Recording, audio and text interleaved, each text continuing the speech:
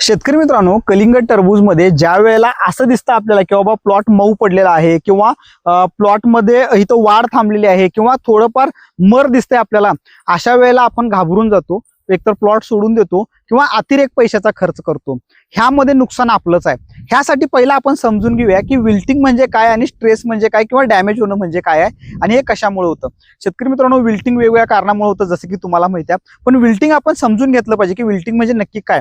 ज्या वेळेला एखादं रोप असं पूर्ण मरतं किंवा एखादं रोप तुम्ही उपसून बघितला तर ह्याची मुळं पण पूर्ण सगळी डॅमेज झालेली असतात, मुळं पण मजबूत नसतात किंवा हे झाड सोडला तर ह्यात पण एक काळा भाग सगळा दिसतो आपल्याला, तर हे असतं विल्टिंग. विल्टिंग झालं असलं तर सगळ्यात महत्वाचं काय आहे की विल्टिंग कशामुळे झाले, तर एकतर फ्युजारियम मिल्ड्स किंवा कॉलर रॉट ह्याच्यामुळे झालं असलं तर डिसइन्फेक्टंट वापरून हे कंट्रोल करणं गरजेचं आहे.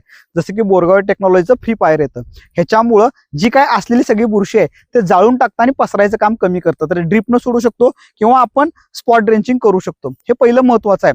पण विल्टिंग असल्यावर चुकीचे बुरशीनाशक किंवा हेवी काय काय मॅनेजमेंट लोक 5-10 हजार रुपये खर्च करतात, हे करायची काही गरज नाही आहे आपल्याला.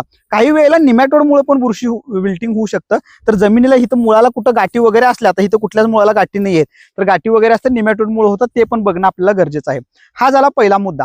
पण बऱ्याच वेळेला काय असतं शेतकरी मित्रांनो की हे विल्टिंग नसतं. आता इथं जर बघितला तर इथं ड्रिप चोकअप आहे, मी बघितलं इथं आल्या तर ड्रिप चोकअपमुळे थोडं स्ट्रेसमध्ये झाडं जातात किंवा डॅमेज होतात.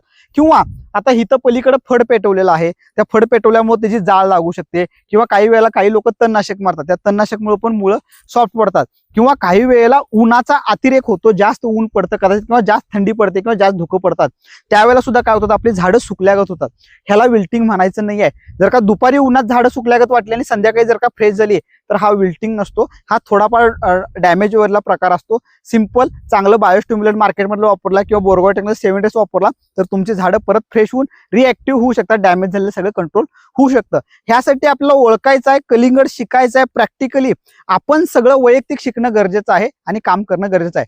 ह्यासाठी बोरगाव टेक्नॉलॉजी एक प्रॅक्टिकल मॅन्युअल तयार केलेलं आहे कलिंगडचं, सुरुवातीपासून शेवटपर्यंत. रोग कसे ओळखायचे, त्या रोगावर काय काम करायचं, फक्त 300 रुपयाला हे मॅन्युअल आहे. तुम्हाला पोस्ट मिळणार आहेत. आज खाली दिलेल्या नंबरला कॉन्टॅक्ट करा, हे मॅन्युअल तुमच्यापर्यंत पोहोचून जाईल. धन्यवाद शेतकरी मित्रांनो.